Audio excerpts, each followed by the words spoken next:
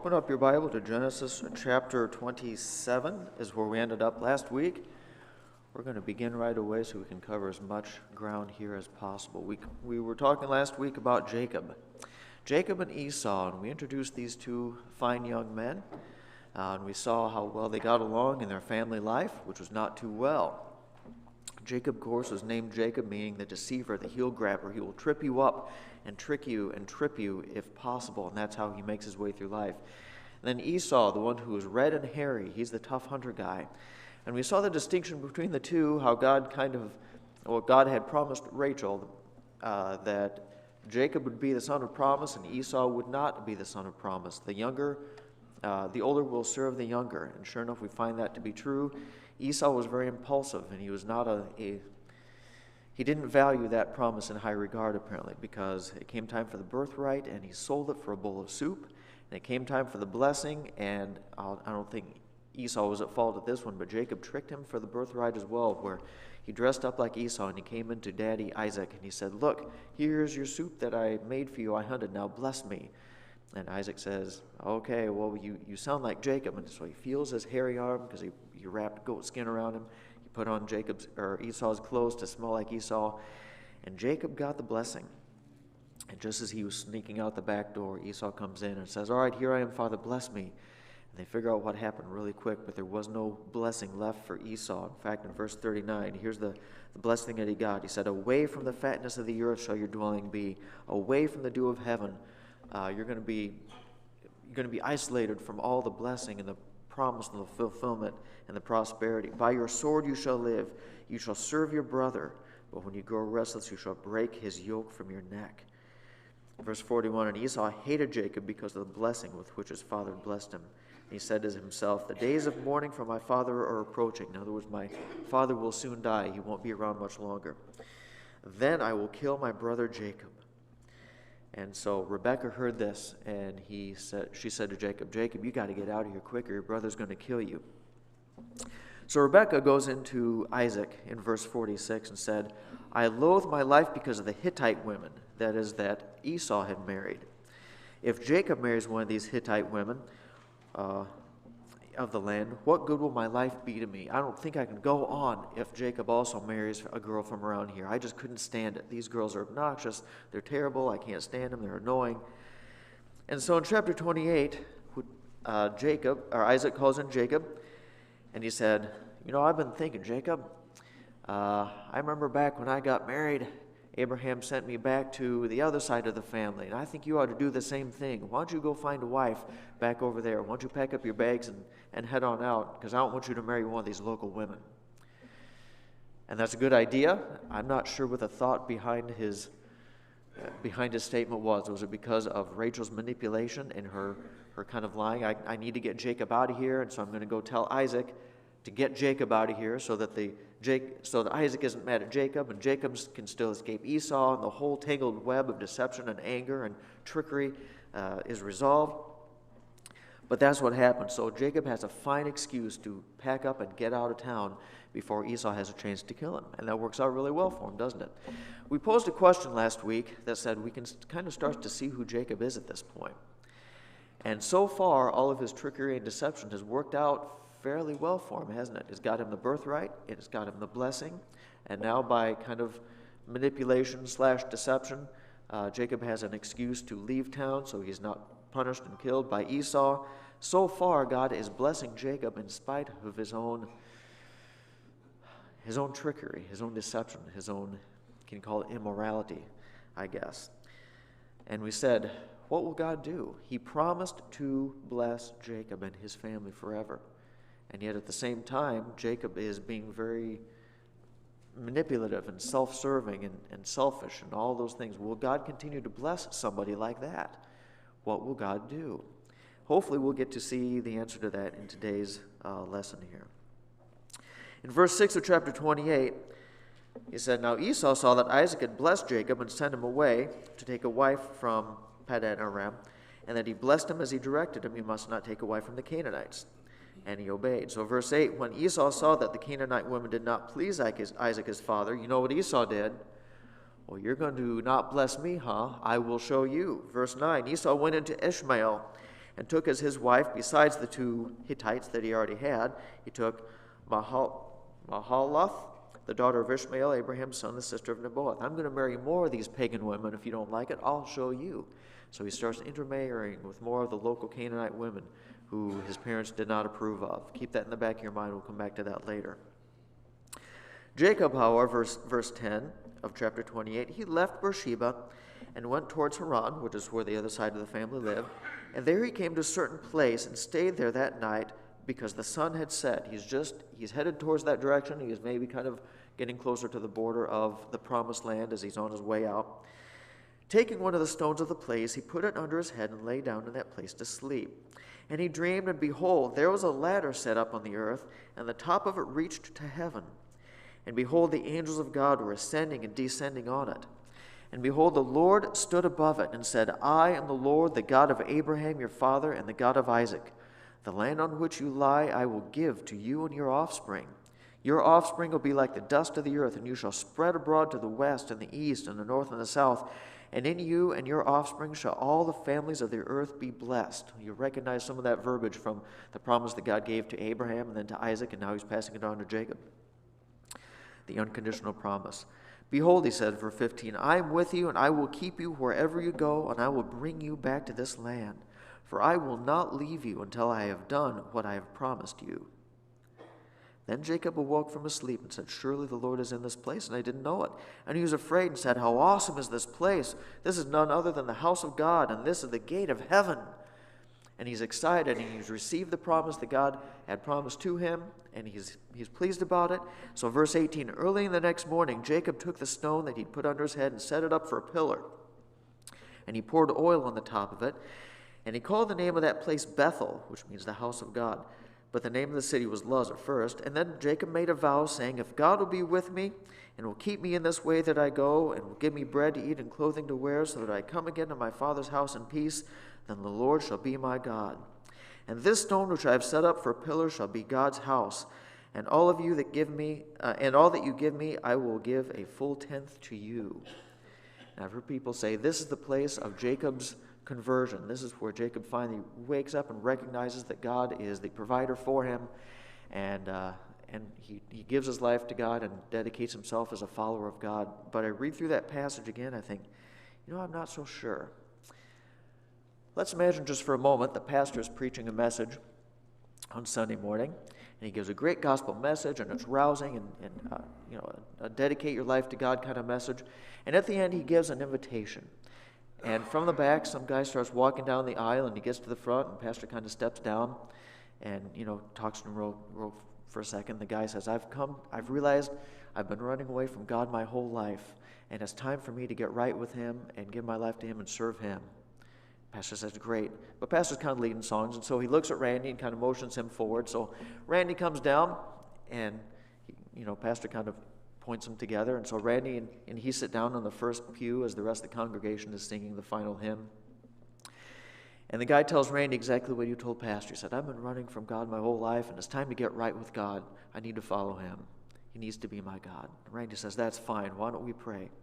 So the guy bows his head, and he closes his eyes, and he says, Lord, if you will give me lots of money and make me prosperous, and if you keep me safe, and you allow me and my family to live in peace and prosperity and safety all the days of my life, so that I'm never in danger, I am never in need of anything, then I will allow you to be my God. And at this point, Randy kind of opens one eye, and he kind of looks sideways at him, and he kind of taps him on the knee, and he says, what? Go talk to Pastor. He says, go talk to Pastor, yeah. He says, I'm not sure how well you're listening to that sermon, but I think you might have missed part of the whole repentance, come to God, dedicate your life to him thing, because that's not exactly the prayer of repentance and salvation we're expecting to hear.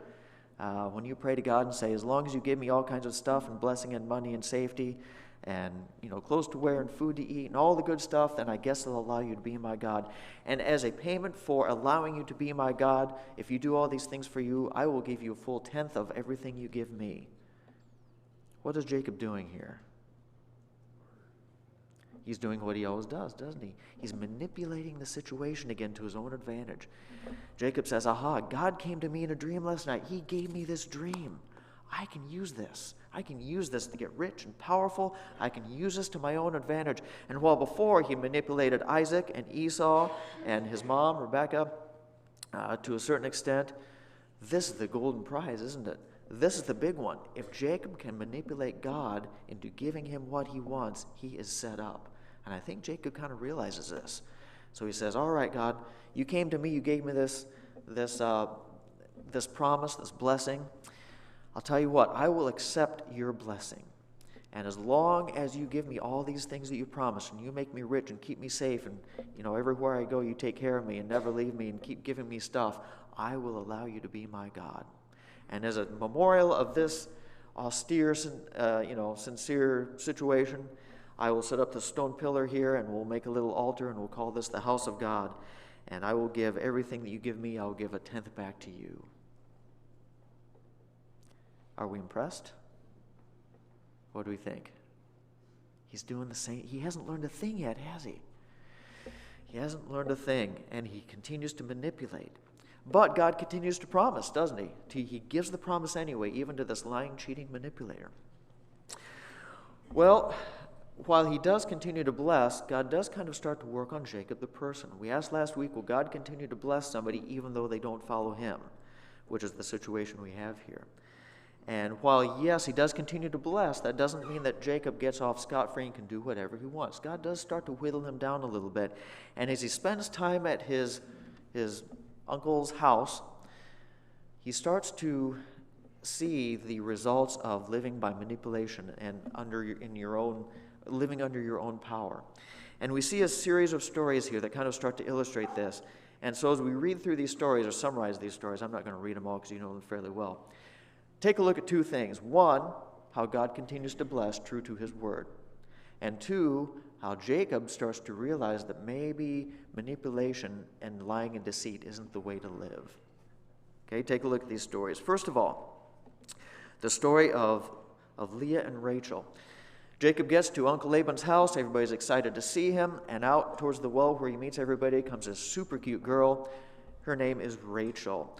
And Rachel's adorable. And he says, wow, who is that? Well, that's the daughter of Laban. Hey, Laban's my uncle, and we're cousins. And so, take me to your house. And so they go back to the house. There's a family reunion. It's exciting. Laban says, hey, Jacob, why don't you stick around here and work for me for a while? But, we're family. I don't want to treat you like a slave. How can I pay you? And so Jacob says, here's how you can pay me. I will work for you for 7 years as long as you let me marry Rachel, that really cute one, the younger one. So he says, okay, all right, that sounds like a good deal. So he works for 7 years. Get down to verse 21. Then Jacob said to Laban, after his 7 years were up, give me my wife that I may go into her, for my time is completed. So Laban gathered together all the people of the place, and he made a feast. But in the evening he took his daughter Leah and brought her to Jacob, and he went into her. Laban gave his female servant to Zilpah, to his daughter, to Leah, to be a servant. Verse 25, and in the morning, behold, it was Leah. Boy, I wish the story was filled out a little bit in more detail. I would love to know how this plays out. It's dark, I guess. The lighting was not good. Mood lighting is kind of dim. And there's this whole ceremony. And somehow he thinks that Leah is Rachel, and maybe he's had a little too much wine. I'm not sure. Maybe there's a really thick veil. Who knows what's going on here? But, they go into the tent and they, consummate and all this thing.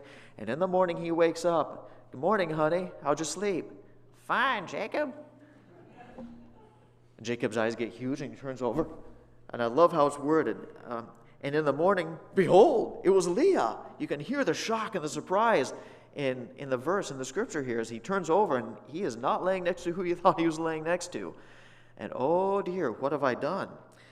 And all of a sudden Jacob, all of a sudden Jacob, he realized he has been beat at his own game.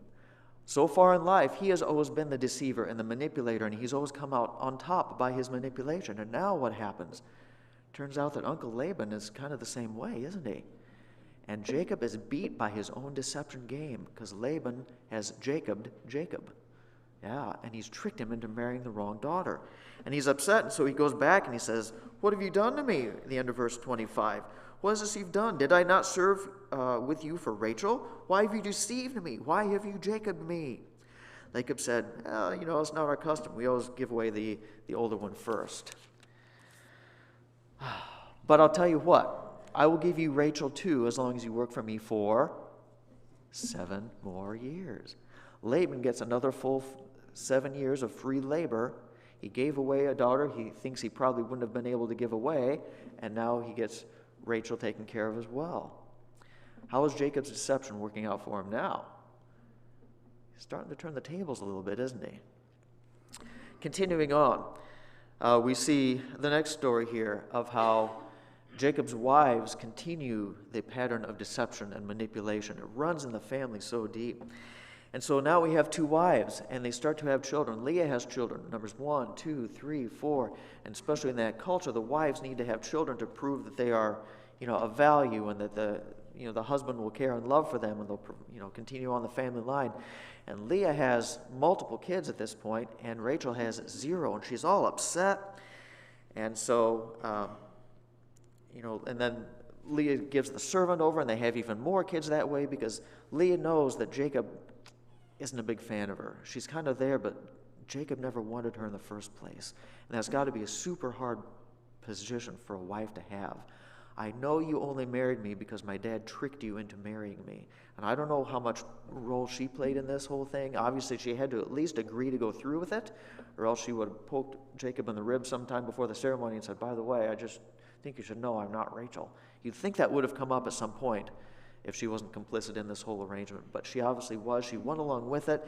But now she knows that Jacob doesn't really love her. He only wanted the younger sister. And she's kind of stuck in this marriage where he probably resents her, I'm sure, to some degree, because he was tricked into marrying her. And so I'm sure there's a lot of tension and resentment in that relationship there. So she says, "I will make up for this by having lots of kids. And by having lots of kids, sons, I can prove my worth to Jacob, and he will love me more." So she has the first one, and apparently it wasn't as successful as she thought. So she has another one, and a third, and a fourth. She says, "Surely by now Jacob will love me." But I'm guessing that still didn't work. And so she gives her servant to Jacob, and they have even more sons. But all this time, Rachel, the loved wife, while she has her husband's love, she has no children. The one wife has all the children and none of the love, and the other one has all the love and none of the children. And there's a lot of tension and a lot of fighting going on. And in verse 14 of chapter 30, he says, "In the days of wheat harvest, Reuben," Leah's oldest, "went out and found some mandrakes in a field and brought them to his mother Leah." From what I've heard and read, mandrakes were, I guess, seen as a remedy for infertility, I guess. That's what I've heard. I don't know for sure what they saw it back then. So mandrakes, if you want to have kids, the woman wants to, I guess, eat a lot of mandrakes or do something with these mandrakes. And so Rachel said to Leah, "Please give me some of your son's mandrakes." Verse 15, "But she said to her, 'Is it a small matter that you have taken away my husband?'" You can hear the vitriol and tension in the relationship here. "Would you take away my son's mandrakes also?" So Rachel said, "Okay, then he may lie with you tonight in exchange for your son's mandrakes." Tell you what, we have to share our husband anyway. A lot of time he comes to me because he likes me better. So I'll tell you what, if you give me your mandrakes, you can have Jacob for the night. And that way I'll eat the mandrakes and then I can become pregnant.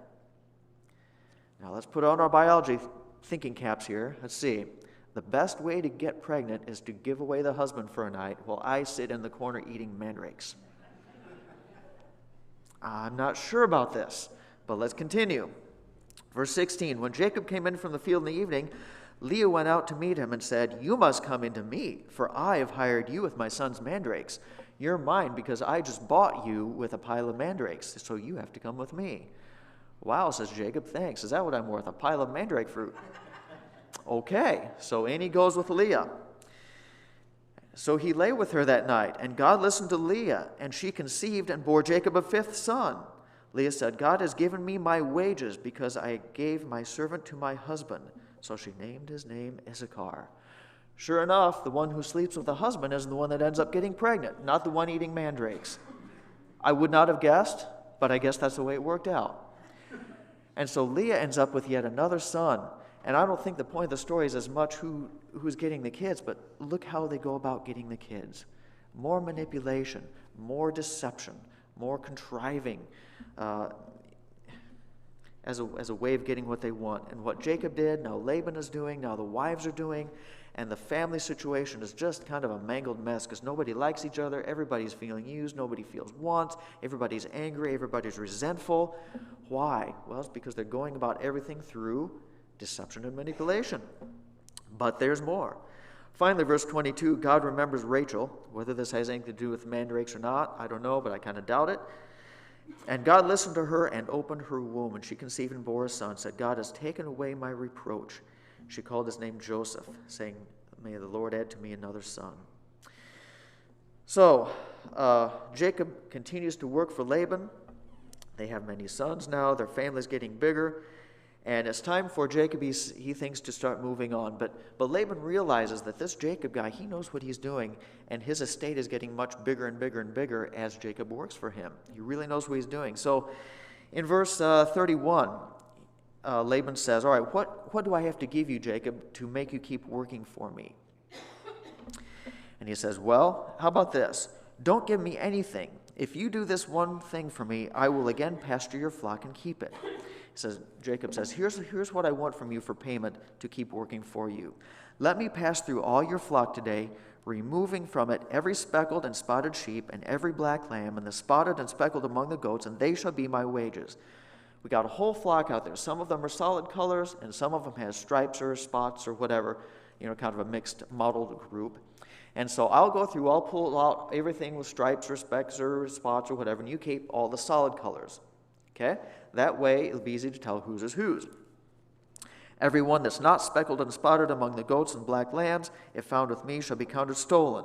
Obviously, there's a lack of trust between the two at this point. The relationship is starting to sour. Probably ever since the whole giveaway wife thing, it had started to sour, I'm going to guess. And so there's not a whole lot of trust between the two. So he says, all right, so that it's easy to tell whose is whose, I'll take all the spotted, you take all the solid color. Verse Laban said, good, let it be as you have said. But, verse 35, that day Laban removed all the male goats that were striped and spotted, and all the female goats that were speckled and spotted, every one that had white on it, and every lamb that was black, and put them in charge of his sons. And he set a distance of 3 days' journey between himself and Jacob pastured the rest of Laban's flock. So Laban says, aha, I know how to Jacob this guy.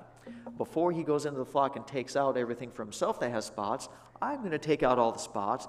I'm going to send him 3 days' journey to the side so he doesn't know about it. So when Jacob comes through to collect his lambs, what's left? Nothing.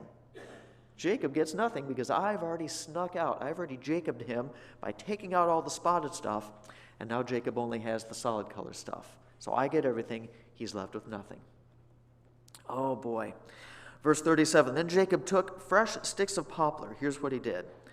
Fresh sticks of poplar and almond and plane trees and peeled white streaks in them. He probably took a knife and stripped the bark off in stripes so that there was, part the white underbark. If you've ever pulled the bark off a tree or something, it's kind of white underneath. Stripes of white and stripes of dark. Stripy sticks. And he exposed the white of the sticks. He set the sticks that he had peeled in front of the flocks in the trough, that is, the watering places where the flocks came to drink. And since they bred when they came to drink, the flocks bred in front of the sticks, and so the flocks brought forth striped, speckled, and spotted offspring. And Jacob separated the lambs and set the faces of the flocks toward the striped and all the black in the flock of Laban. And he put his own droves apart and did not put them with Laban's flock. Whenever the stronger of the flock were breeding, Jacob would lay these sticks on the troughs before the eyes of the flock, so that they might breed among the sticks. But for the feebler of the flock, he would not lay them there. So the feebler would be Laban's, and the stronger would be Jacob's. Thus the man increased greatly and had large flocks, female servants, male servants, and camels and donkeys. Do you get what's going on here? Laban has taken out all the spots and stripes that were supposed to be Jacob's. Jacob says, aha, I think I know what to do. He tricked me, but I'm going to trick him back. Because obviously that's the way we do things here, isn't it? And so he stripes these logs and he puts them in front of the troughs thinking, aha, the animals come here, they drink their water. While they're drinking water, they say, hey, let's have some fun too. And so they're going to start breeding at the water trough. If I put these stripy things in front of where they're breeding, they're going to look at the stripy logs, they're going to think stripy thoughts, while they're breeding. Therefore, the animals are going to produce stripy offspring. Because obviously, if you think stripy thoughts while you breed, you produce stripy offspring. Because that's how it works, right? Again, I'm thinking back to Biology 101.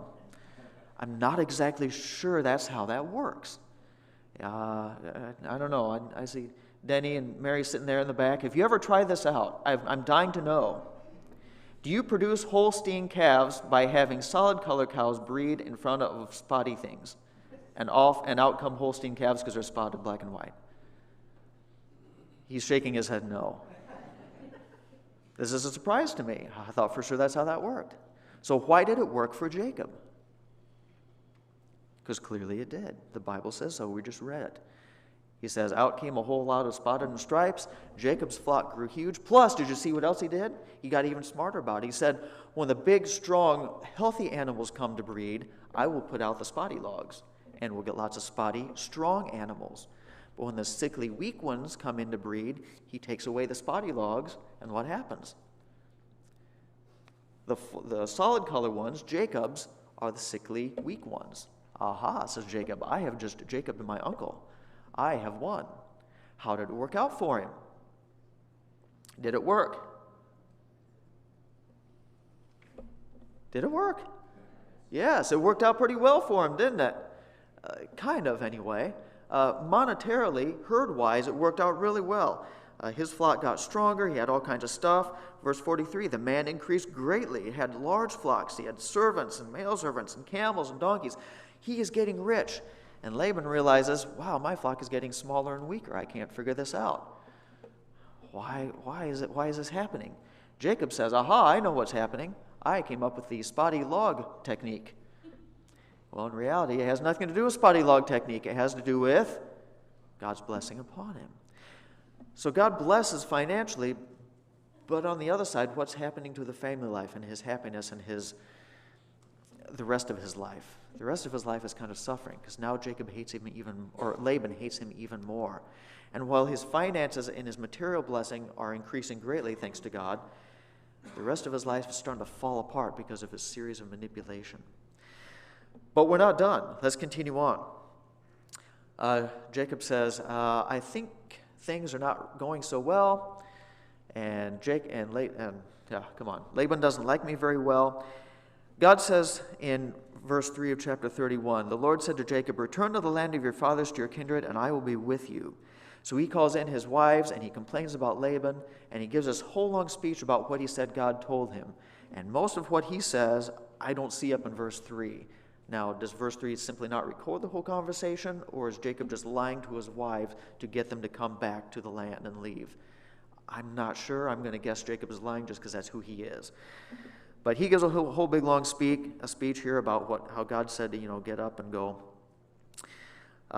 Verse 14, then Rachel and Leah answered and said to him, well, is there any portion or inheritance left to us in our father's house? Are we not regarded by him as foreigners? For he has sold us, and he has indeed devoured our money. All the wealth that God has taken away from our father belongs to us and to our children.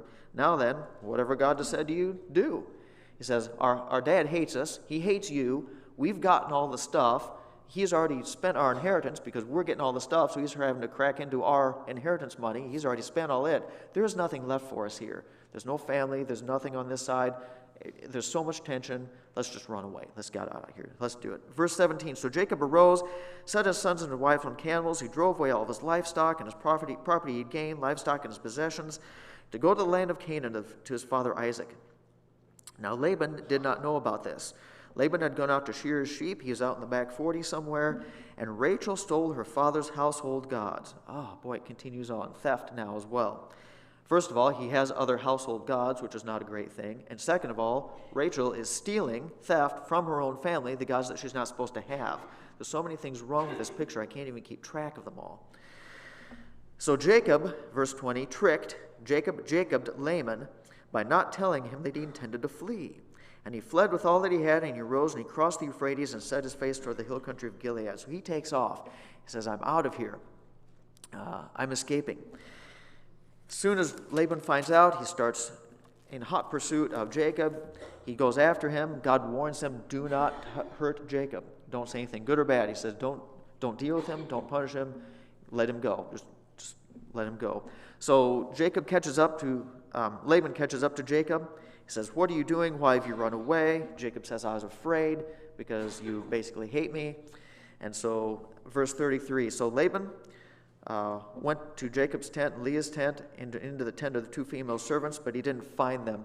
Laban said, besides running away, why'd you even have to steal all of my gods, all of my idols, my whole shrines in my house? You stole it. Why'd you do that? Jacob says, I didn't do that. I ran away. I was afraid. I know you hate me. We've been lying and deceiving each other for so many years. We just had to make a clean break. I'm out of here. But I didn't steal your gods. So he starts to search for them. He went in and out of Leah's tent, entered Rachel's tent. Verse 34, now Rachel had taken the household gods and put them in the camel's saddle and sat on them. Now Laban felt all around in the tent, but he didn't find the idols, the gods. Verse 35, so she said to her father, let not my lord be angry that I cannot rise before you, as she's sitting on her camel in her saddle, which is all lumpy because it has all these idols in it. I'm sorry I can't stand up before you, for the way of women is upon me. So he searched, but he did not find the household gods. Sorry, Dad, I can't get up and show you the normal honor because it's kind of it's a woman thing. I'm really uncomfortable right now. It's a bad time of the month for me. Sorry, I can't get up. And besides, my saddle's too lumpy. So you search my tent, but I'm just going to sit right here if you don't mind.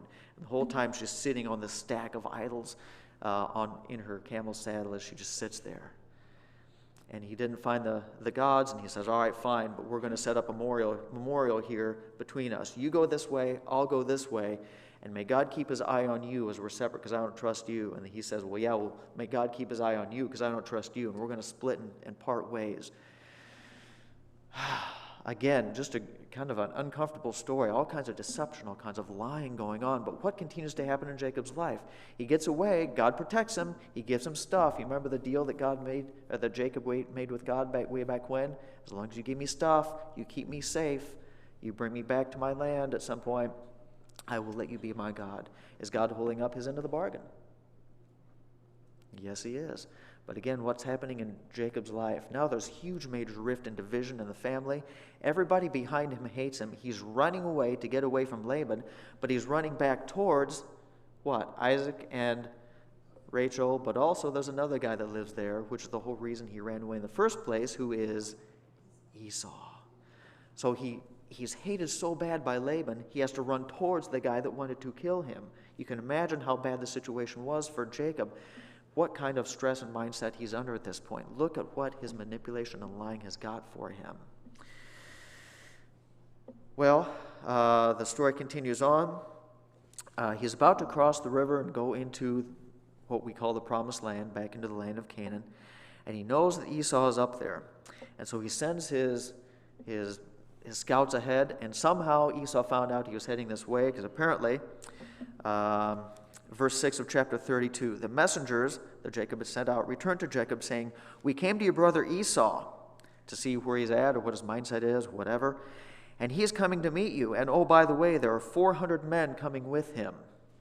You can imagine what Jacob is thinking. Oh, great. What now? I can't go back because Laban hates my guts. I can't go forward because Esau hates my guts. My family all hates each other, and they all hate my guts. My life is falling apart. I'm not sure what to do. I have to keep going, and I don't know what I'll do when Esau catches up to me. Jacob was greatly afraid and distressed. Verse 7, he divided the people who were with him and the flocks and the herds and the camels into two camps, thinking, well, if Esau comes to the one camp and attacks it, then the other camp that's left will escape. We're going to break into halves, so at least if Esau starts slaughtering half of us, the other half can escape. Can you imagine having to put your family in that situation? Draw straws. I hope you're in the lucky camp, because if he attacks the other one, you can run away before he gets to you. That's the situation they're in. Verse 9, and Jacob said, O God of my father Abraham and God of my father Isaac, O Lord, who said, return to your country and to your kindred. Verse 10, I am not worthy the least of all the deeds of steadfast love and all the faithfulness that you have shown to your servant. For with only my staff I have crossed this Jordan, and now I have become two camps. Please deliver me from the hand of my brother, from the hand of Esau, for I fear him. that he may come and attack me and the mothers with the children. But you said, I will surely do you good and make your offspring as the sand of the sea, which cannot be numbered for multitude. And he is in a desperate situation. Finally, for the first time in his life, apparently, he turns not to his own manipulation and his own scheming, his own deception, his own tactics. Who does he finally turn to? He finally turns to God. After all these years, maybe there is hope for him yet. So he stayed there that night. They start shipping people across the river. But during that night, verse 22 comes a fascinating story. And I think of all the stories, this is probably the pivotal one. And it's one that we kind of look at as almost a throwaway story. I remember some time ago we did a whole, I think it was an evening PM service. One pastor asked me to do it once. And I think we spent the time on this passage. But I think this is really the pivotal passage here. Because look at verse 22 in chapter 32. Especially in light of all the series of stories that we've seen so far. Think of Jacob's life as we've seen it thus far. Verse 22, that same night he arose, and he took his 2 wives, his 2 female servants, and 11 children, crossed the ford of the Jabbok, and he took them, and he sent them across the stream, and everything else he had. And Jacob was left alone. So everybody's on the other side of the stream. Jacob's over here. And it says, a man wrestled with him until the breaking of the day. And when the man saw that he did not prevail against Jacob, he touched his hip socket, and Jacob's hip was put out of joint as he wrestled him. For time's sake, we'll kind of interpret the story as we go. He finds out later this man is none other than apparently God himself. And I don't know at what point he realized this. He names him later on, and he realizes it. I don't know if he knew it at this point or not, but all night long, Jacob and God are wrestling with each other. Jacob is trying to gain the other hand by getting a chokehold or a pin move or whatever you call it in wrestling on God, and God is wrestling back. In a sense, wrestling is all about what? It's all about physical struggle. It's all about physical manipulation, isn't it? If I can just make the right move on you, I can control you, I can manipulate your body to going to where I want it to be, and I can win for myself. Does that sound familiar in terms of who Jacob is and how he's lived his life? Yeah, that's exactly what Jacob's been doing his whole life, isn't it? What he's doing here physically, he's been doing spiritually his entire life. I will manipulate every situation to get the upper hand so that I win. And he's been not only manipulating people in his life, which he has, and he's made a mess of everything, but he's also really been ultimately manipulating who? God himself, who's given the promises. Jacob says, I'm going to get what I want by doing it the way that I want to do it. Therefore, I will win under my own strength. And we have here in this wrestling match kind of a metaphor between himself and God, doing physically what he'd been doing spiritually for years. So he and God are wrestling and wrestling and wrestling all night long, and Jacob's getting worn out. And yet it says, what does it say here? Left alone, master resurrected. Verse 25, when the man saw that he did not prevail against Jacob, he touched his hip socket, and Jacob's hip was put out of joint as he wrestled him. First of all, when it said the man saw that he did not prevail against Jacob, how could God not win against Jacob? How could Jacob beat God? How could God not win? It doesn't say that God couldn't win, doesn't it? It said that he did not prevail against Jacob. That is, Jacob refused to surrender to God all night long. He kept fighting and fighting and fighting and fighting and fighting. Even in a situation where he could not win, he refused to surrender. He refused to give up. Finally gets to the point where God does what?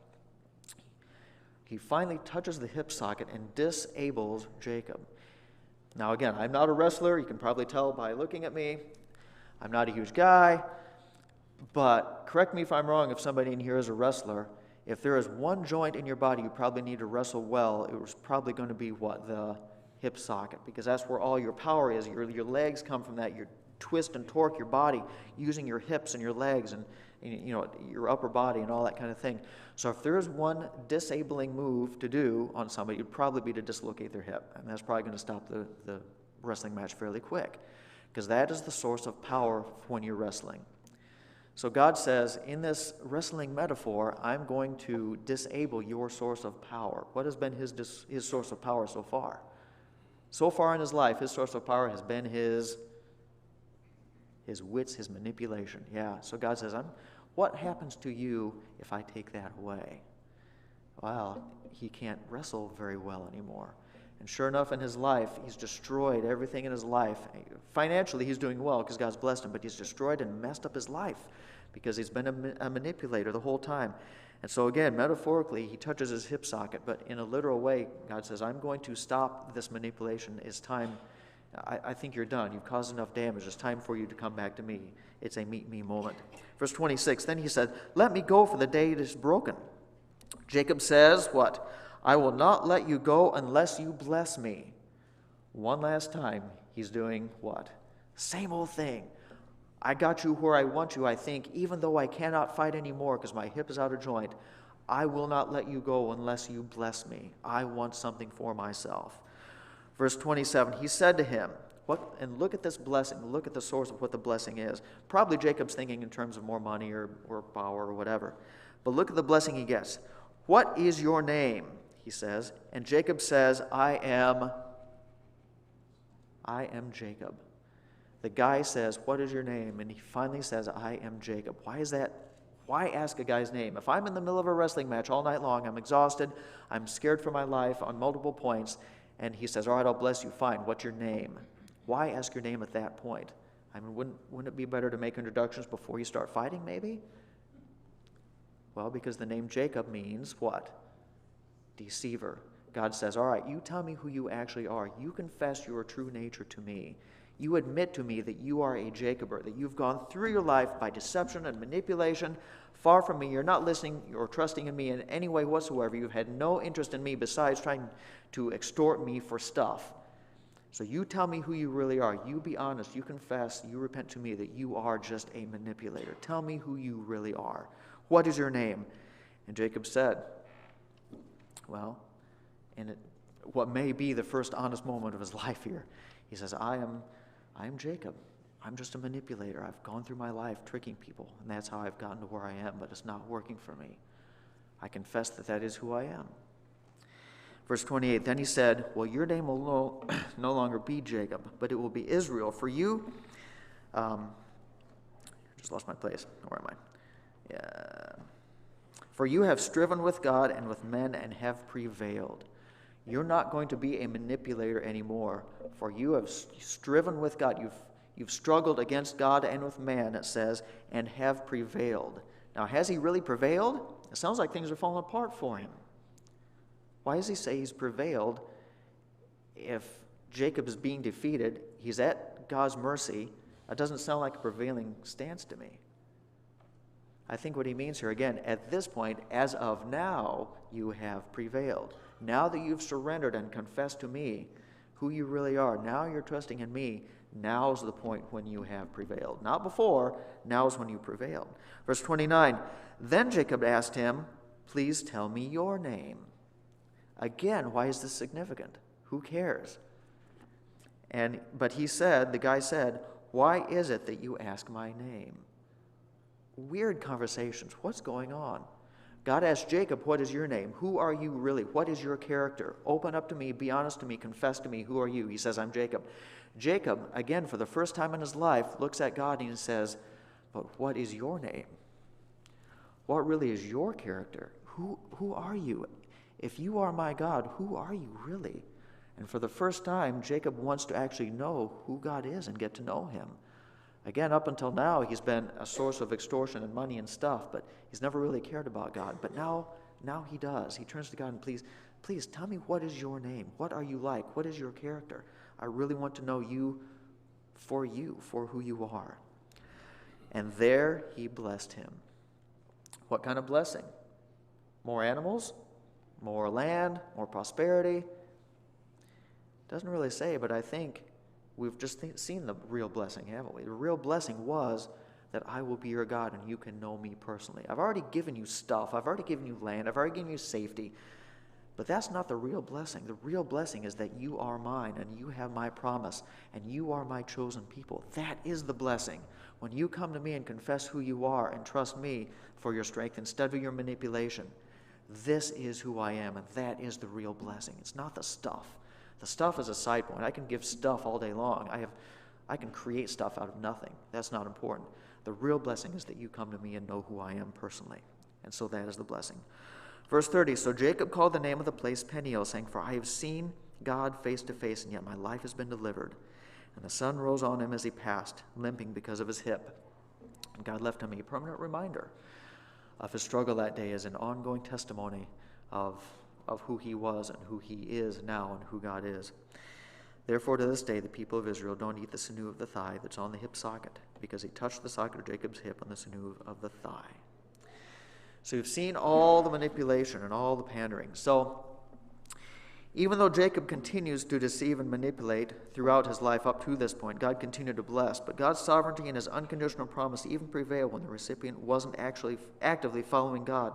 But in this passage that we just read, God reintroduces himself to Jacob, and he deals with him personally. And he changes who he is. He says, Jacob, you're no longer going to be a Jacober, are you?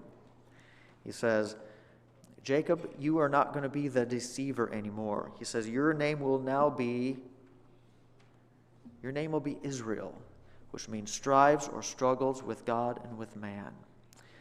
Because you're going to both struggle against God at times, but you're also going to struggle with God in fulfilling his purpose. Two ways, but you're no longer going to be the deceiver. And I think this is the turning point in Jacob's life.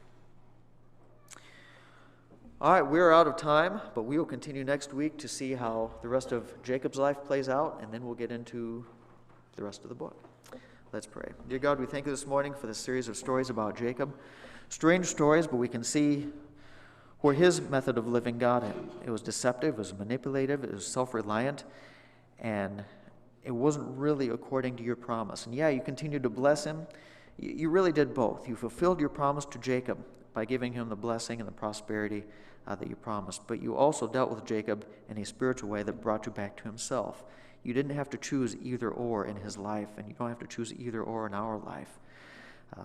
You keep your promises to us, and you can use us even when we don't wish to be used by you, because your will be accomplished. But how much better for us if we cooperate with you and you work with us instead of against us. Help us to remember all these things, to learn who you are through these stories, and apply them accordingly to our lives. In Jesus' name I pray, amen.